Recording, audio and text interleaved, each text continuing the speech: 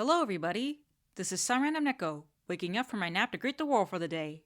And by greet, I mean continue my rewatch journey in preparation for Now You See Me, Now You Don't, by watching the glorious and convoluted train wreck of a film that was Now You See Me 2, which really should have been the one called Now You See Me, Now You Don't, since it's a direct sequel of Now You See Me.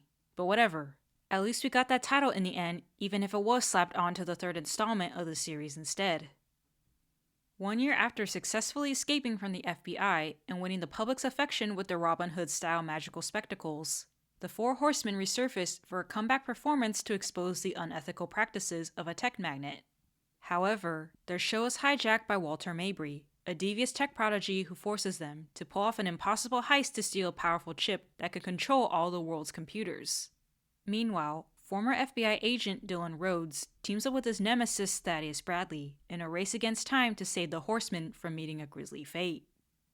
The Horsemen are back and somehow the same, better, worse, and more confusing than ever, which is honestly kind of an impressive feat for the film to achieve in a bewildered, wow, really? kind of way. Still, it's great to see the gang back, though they've understandably changed during their 1 year hiatus. Daniel has a chip on his shoulder stemming from the realization that he's not actually the leader of the Horsemen, clashing horribly with his control freak tendencies. Hanley left the group due to actress Isla Fisher being pregnant at the time of production, so they brought in Lizzie Kaplan to play Lula May, Hanley's replacement and a complete 180 in terms of energy and personality. Merritt and Jack somehow managed to stay the same, and even spent the year learning each other's skills to varying degrees of success. And Dylan gets to play a bigger role as he undergoes a character journey where he comes into his own as the leader of the Horsemen and achieves true closure in regards to his father's death. In opposition to the Horsemen this time is Walter Mabry, a sociopathic tech prodigy played by Daniel Radcliffe during his debatably successful journey of trying to distance himself from the Harry Potter franchise. Thaddeus Bradley returns as well, as Dylan's bitter rival looking to serve the Horsemen some ice-cold revenge after they manage to successfully frame and send him to jail for their crimes. I greatly enjoyed the clash between the Horsemen and their enemies here, as the story makes it feel like a reasonable continuation of the events from the last film, with the actions of the Horsemen meeting their consequences as the bad guys enact their revenge and the good guys do everything they can to get out from being trapped between a rock and a hard place. In regards to production, it's somehow bigger, better, and more unrealistic than ever, despite the fact that it's feasibly possible for many of the tricks to be done in real life, though only if the magician pulling them off had an unlimited budget. But despite the once again heavy reliance on CGI, I still enjoyed the spectacle of it all, as well as the breakdown on how the tricks worked. I also enjoyed the heist much more this time because it actually felt like a heist rather than being a magic show that doubled as a heist. It was my favorite part of the film as it was full of interesting tricks and heart-pounding tension.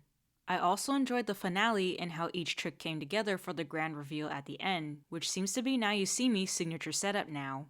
The action scenes were as awesome as ever, and the fights were much more creative due to the fact that they ended up occurring in places where the Horsemen don't already have everything they need to fight back conveniently laying around.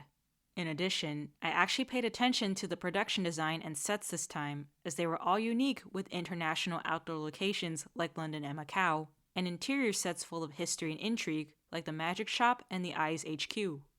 Unfortunately, while the film is still just as fun as its predecessor, it has more flaws this time as well. Most of the problems stem from the characters new and old. For the new, Lulu did not stick the landing anywhere near as well as Walter did. Her personality was a complete 180 from Henley's calm, no-nonsense demeanor, and her introduction did her no favors in endearing her character to me. She literally info-dumped when we first met her, didn't get a tarot card associated with her, and managed to smoothly integrate into the Horsemen with barely any conflict. It was very clear she was just there to be heavy-handed comedic relief, and it took way too many rewatches for me to finally enjoy her character, though I still had to get past my initial annoyance every time. Which is a shame because her loud and over-the-top personality could have worked if her exaggerated actions were a result of her insecurity from being a replacement, so she feels she needs to overcompensate as a result. And the other newcomer, Merritt's twin brother Chase, is a smug, annoying know-it-all with a punchable face, who seems to only be there for plot continuation convenience, and doesn't add anything meaningful to the story, not even as closure for the grief Merritt still holds towards the past. For the old, Thaddeus got a twist reveal that was utterly baffling and still makes no sense no matter how much I think about it. Like, you're really telling me he had decades to tell Dylan the truth about his rivalry with Lionel Shrike and he never even tried to hint at it while Dylan was doing his darndest to throw him in jail? That the ploy to have Dylan caught and thrown into a safe with the very real risk of dying was just to pass some kind of test? And the animosity between them was just really good acting on Thaddeus's part? Like, seriously? I thought the confrontation between Dylan and Thaddeus would lead to a different kind of closure for Dylan as Thaddeus enacted his revenge, but apparently that was absolutely not the case at all.